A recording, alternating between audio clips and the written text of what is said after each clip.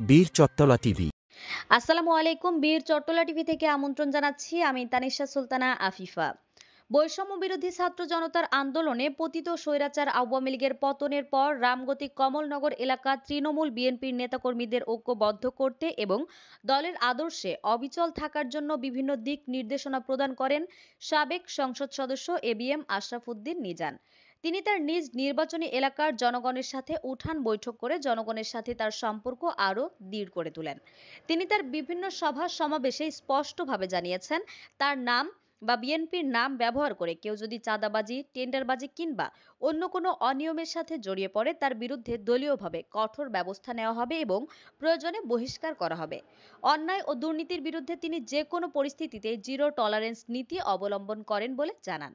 ABM Ashraf Uddin নিজান আরও বলেন, চাঁদাবাজি, দুর্নীতি এবং ক্ষমতার অপব্যবহার করে আওয়ামী লীগ বাংলার মাটিতে টিকে থাকতে পারেনি। এই ঘটনা আমাদের জন্য একটি গুরুত্বপূর্ণ শিক্ষা। তিনি বলেন, যে কোনো দল বা সংগঠনের জন্য আদর্শচ্যুতি, লোভ ও অন্যায়ের সঙ্গে আপোষ করার পরিণতি খুবই ভয়াবহ। আওয়ামী লীগের পতন তারই বাস্তব উদাহরণ। তাই আমাদের দলীয় শৃঙ্খলা রক্ষা, নীতি আদর্শে অবিচল থাকা এবং দুর্নীতি অনিয়ম থেকে দূরে থাকা জরুরি।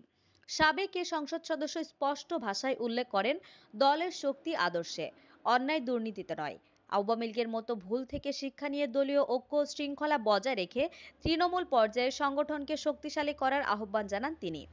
জনসাধারণের উদ্দেশ্য তিনি বলেন, বিএনপি কখনো চাঁদাবাজি, টেন্ডারবাজি, অন্যায়, দুর্নীতিকে সমর্থন করে না।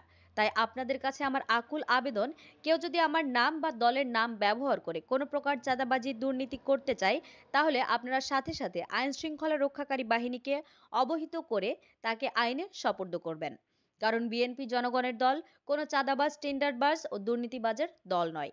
এদিকে চাঁদাবাজ, দুর্নীতির বিরুদ্ধে জিরো টলারেন্স ও তার কঠোর হুঁশিয়ারির পরও কিছু নামসর্বস্ব অনলাইন নিউজ পোর্টাল ও পেজ সংবাদ প্রচার করা হয় যে এবিএম আশরাফ উদ্দিন নিজান শনি সারোয়ারকে মদদ দিয়ে চাঁদাবাজি, টেন্ডারবাজি ও নারী নির্যাতন সহ নানা অপকর্ম করাচ্ছে। উক্ত সংবাদটি ছিল সম্পূর্ণ মনগড়া, মিথ্যা, বানোয়াট, ভুয়া ও ভিত্তিহীন, যা বীর চট্টলা টিভির অনুসন্ধানে উঠে আসে। সংবাদ মাধ্যম হিসাবে বীর চট্টলা টিভি এ ধরনের ভুয়া, ভিত্তিহীন সংবাদের তীব্র নিন্দা ও প্রতিবাদ করে। আশরাফ উদ্দিন নিজানকে রাজনৈতিকভাবে হেয় প্রতিপন্ন করে প্রচার করা এই সমস্ত ভিত্তিহীন সংবাদের তীব্র নিন্দা ও প্রতিবাদ জানিয়েছেন এলাকার সচেতন নাগরিকরা। তারা এ ধরনের অপপ্রচারকারীদের দ্রুত আইনের আওতায় এনে দৃষ্টান্তমূলক শাস্তির দাবি জানান।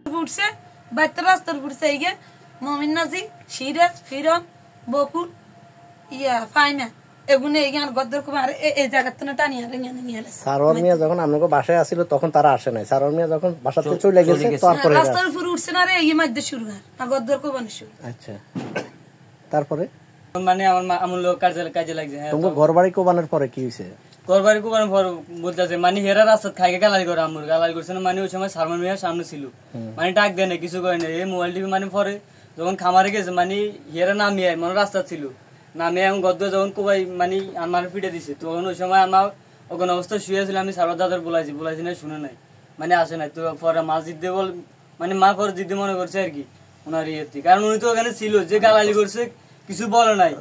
এখানে যখন তোমাদের ঘর বাড়ি ওই তোমার আম্মার সাথে যাদের সাথে মারামারি হয়েছে তার পরে ওরা 4-5 দিন তোমাদের বাসা থেকে হামলা করছে। জি, হামলা করার পরে সারোয়ারের তোমরা সারোয়ারের ডাক দিছো? জি, ডাক দিছি। যখন আমি শুয়ে ছিল মানে সারোয়ার কাছে যাওয়ার পরে বলার পরে সারোয়ার তোমাদের কাছে আসে নাই, মানে খোঁজ খবর নেই নেই। মানে আমার আম্মু রাখছিল, এটা ওখানে বলছে যে উনি ছিল, মনে করছে আর কি, কারণ উনি ওই সময় এই জন্য তোর আম্মা মনে করছে যে সারোয়ারে এদের সাথে আছে, এই জন্যটা মনে করছে। মানে সারোয়ার এখানে আসে নাই, না উনি এখানে আসে নাই, তবে রাস্তা ছিল, মানে হেরা গাইছিল। আমাদের আরো আপডেট খবর পেতে চোখ রাখুন বীর চট্টলা টিভিতে। ফেসবুকে ফলো, ইউটিউবে সাবস্ক্রাইব করুন।